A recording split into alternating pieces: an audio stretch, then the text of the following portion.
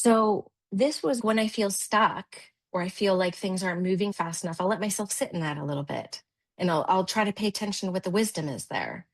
It's like, what is my soul? What is my spirit? What is my body asking of me in this stillness and this integration time? Like this, the slowness and the stillness really is asking us to integrate our experiences. And when I feel like I'm ready to move up and out of it, when I feel that flow start to come back in, I become aware of it and I really try to make the most of it. But if I want to try to maybe shortcut the stuckness, I'll go to something like gratitude. What am I grateful for in this moment? What is the energy that I would prefer to feel in this moment? And gratitude will pull you out of absolutely everything, right? Be grateful for the experiences that you're having. Be grateful for the people who you're meeting along the way. Be grateful for the spiritual insights or the maturity. Like sometimes it takes looking back at how far we have come to really appreciate our path fully. And sometimes we don't get the time to look at that type of stuff unless we're in that perceived void. The void shows us where our growth is still needed. It shows us, like, am I working with the mind? Am I working with the emotions? And this is where I'll pray to spirit, like, put me to work. Let me be someone's miracle today. I need up out of this funk. So gratitude and service are ways that I really try to pull through that, but you're growing even in stillness.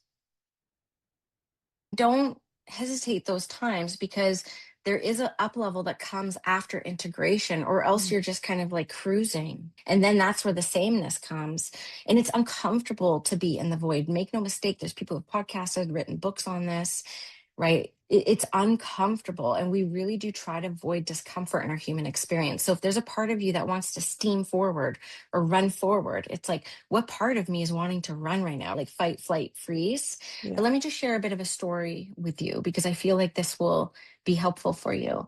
But when I was contemplating leaving corporate to go into this work full time, I was like saying, okay, spirit, you give me 6 months of bookings and I will make the leap. And like almost like giving spirit, like negotiating with them, like bartering with them. I'd be like, okay, I'm not going to quit my job until you give me 6 months of bookings. But then this health crisis started to come. You know what happened the 7 weeks before I quit my job? Zero bookings came in. Do you know what my spirit said? I don't care. I'm doing it anyways because I wanted it. So your mission in the void is to start to get clear on what you want, and spirit moves. Spirit's like, what is she going to do? What is she going to do? And not every hurdle, not every speed bump is a roadblock. They are often, how bad do you want this? How is she going to exercise her free will? What declarations is she going to make in the shadows? And sometimes it's not until we're in that place that we get real clear on what we won't tolerate, but most importantly, what we do want. I don't always know what I want. I'm like, can somebody just tell me what to do? And I could feel the fight, flight, freeze, trauma response coming in. Okay, how am I going to repair in this moment? And it's only in the space that we get the answers. It's on the paddleboard, it's in the bath, it's after the nap. If we're busy and we're always in motion, the clarity is not going to come in. It's going to be circling around our tornado.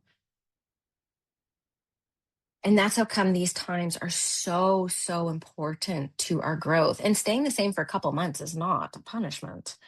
Because how many times have we prayed for consistency only to get consistency? And this is one thing Spirit said to me one time. Do you understand your prayer?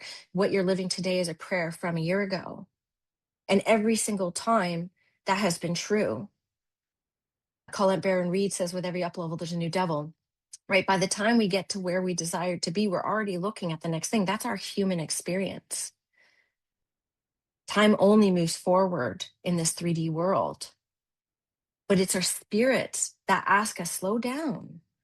You just had a lot of experiences. Let's sit with this for a moment. Let's become aware that where you are today, like readings and getting this, you wanted not that long ago. And you got there, you've accomplished it. Celebrate that. Let yourself enjoy that. And then get clear on what the next dream is. Is that helpful for you? And enjoy the path, because this is the best part of it. There is no destination. There are no master mediums. We are developing for the rest of our lives. So just don't pretend like we have somewhere to be. Okay. And I answered this piggyback question around how do I push through fear? Service is the antidote to all fear.